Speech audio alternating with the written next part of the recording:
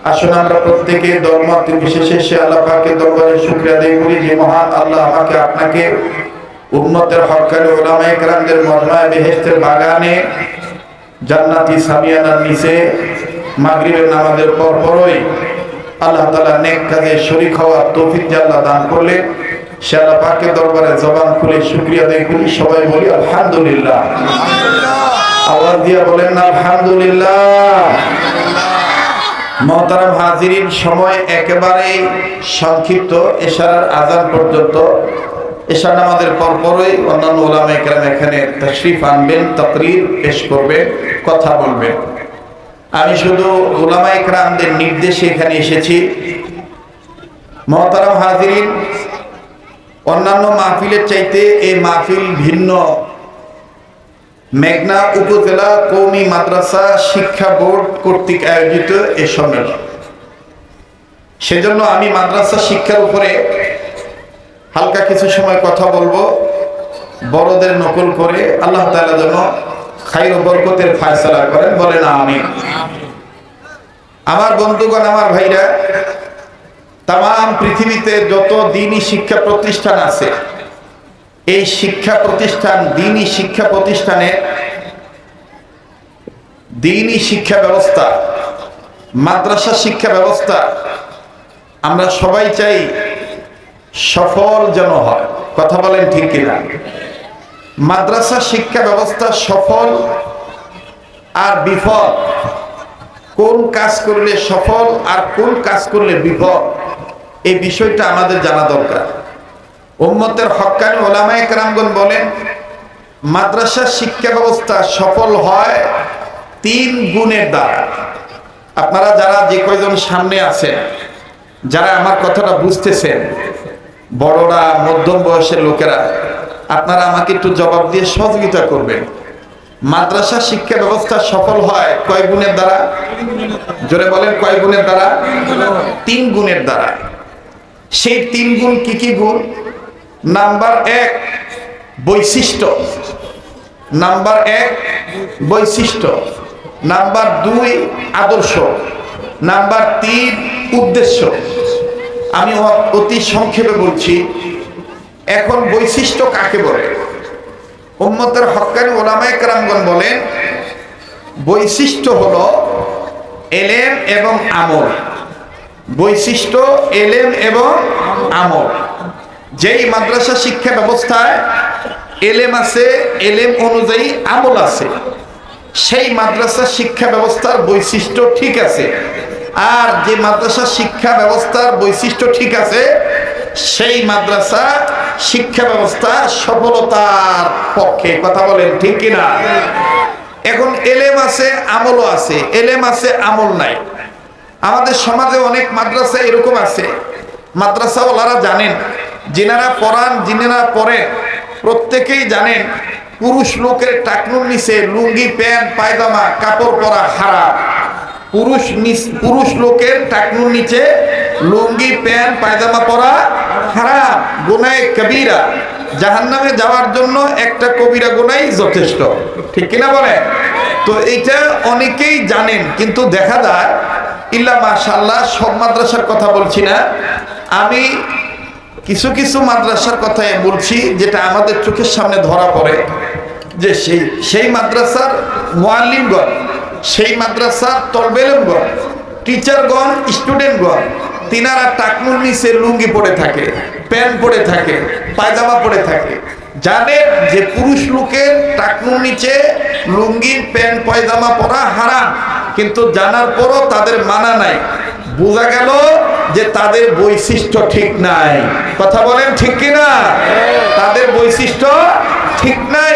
কিন্তু অপরদিকে আমাদের দারুল দেওবন্দের মাসলাক অনুযায়ী, তাদের আখলাক অনুযায়ী, গুণ অনুযায়ী, তরিকা অনুযায়ী, নিসবত অনুযায়ী একটা ছোট্ট মাদ্রাসা বক্তব, নুরানি মাদ্রাসা, কওমি মাদ্রাসার একটা মক্তবের ছাত্র, মক্তবের শিক্ষক, একেবারে বেড়া ঘর, কুড়ে ঘর, ছোট্ট একটা ঘর।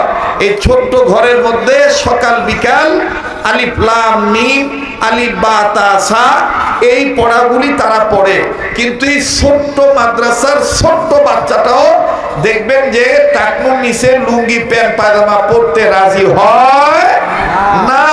কারণ তারা তাদের উস্তাদের কাছে শিখেছে পুরুষ লোকের টাকনুর নিচে লুঙ্গি প্যান্ট পায়জামা পরা হারাম।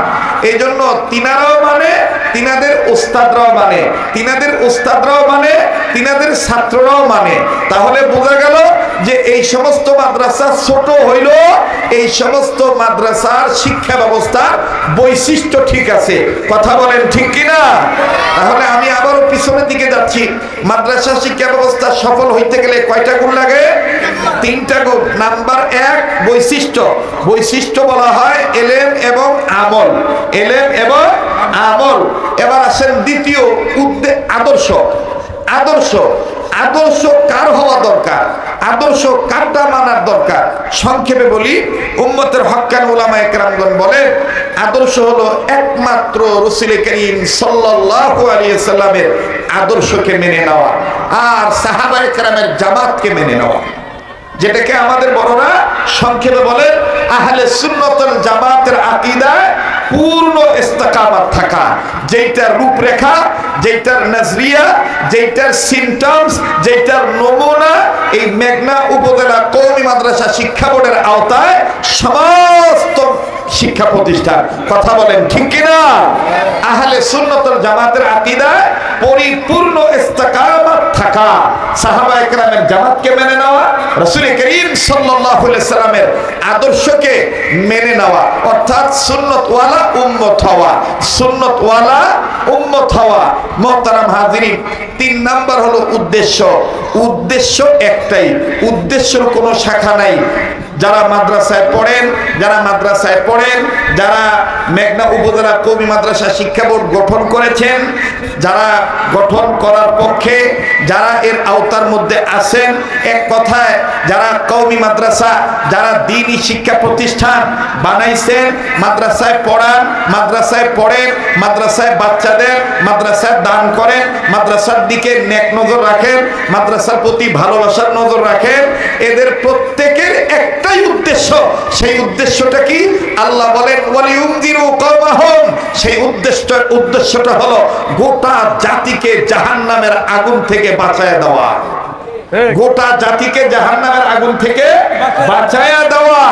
আর এই জাহান্নামের আগুন থেকে বাঁচাইতে যাইয়া, বাঁচতে যাইয়া যদি কখনো অনাকাঙ্ক্ষিত সুন্নতের খেলাফ চলনেওয়ালা, শরীয়তের বিধানকে প্রত্যাখ্যান করনেওয়ালা কোন ব্যক্তি, কোন গোষ্ঠী, কোন নেতা, কোন ব্যক্তির লাল চোখের রাঙানিতে যদি হামলা চলে আসে, আমলা কর্তৃক কোনো হামলা হয়, ঝামেলা হয়, কওমি মাদ্রাসার শিক্ষা ব্যবস্থা প্রতিষ্ঠা করনেওয়ালা মাদ্রাসার ছাত্র শিক্ষকেরা তাদের উদ্দেশ্য একটাই থাকে যে আমরা দুনিয়ার সব ঝামেলাকে মোকাবেলা করে হকের ঝান্ডা হাতে তুলে নেব, বাতিলের কাছে মাথা নত করব না, আল্লাহর রাজির জন্য সব কিছু করতে রাজি। কথা বলেন ঠিক কিনা? মুহতারাম হাজিরিন, উদ্দেশ্য একটাই, নিজে জাহান্নামের আগুন থেকে বাঁচা, নিজের অধীনে যারা আছে তাদেরকে জাহান্নামের আগুন থেকে বাঁচায়া দেওয়া। আল্লাহ বলেন ইয়া আইয়ুহাল্লাযীনা আমানু কু আনফুসাকুম ওয়া আহলিকুম নারা।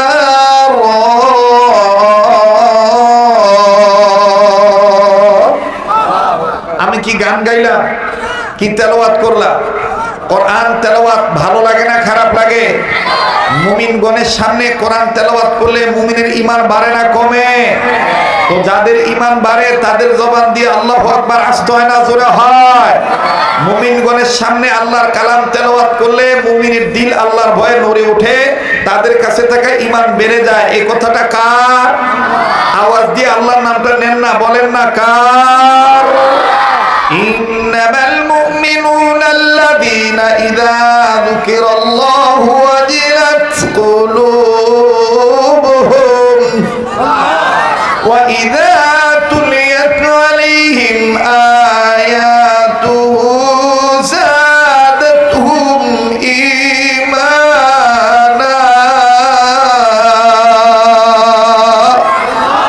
এই বেদাদার হিফজে কুরআন উশেদার জাগে শাদি নিস্তে দুনিয়া উশেদার। আয় বেদাদার হিফজে কুরআন উশেদার জাগে শাদি নিস্তে দুনিয়া উশেদার। খানদানে কুরআন বুয়াদ জিক্রে লিসা হর কেরাই নিস্তে হস্তো আজ মুফলিসা। বলো আউয়াল আলিফ বা তা না খানি যে কুরআন দার সিখান্দান কই তোয়ানি। ওয়া ইদা তুলিয়াত আলাইহিম আয়াতুহু যাদাতহুম ঈমানা ওয়া আলা রাব্বিহিম ইয়াতাওয়াক্কালুন।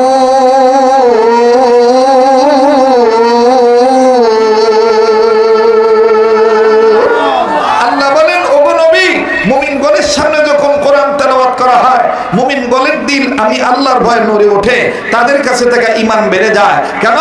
এই মুমিনেরা সর্বাবস্থায় আমি রবের উপর ভরসা রাখে। সুবহানাল্লাহ বলে।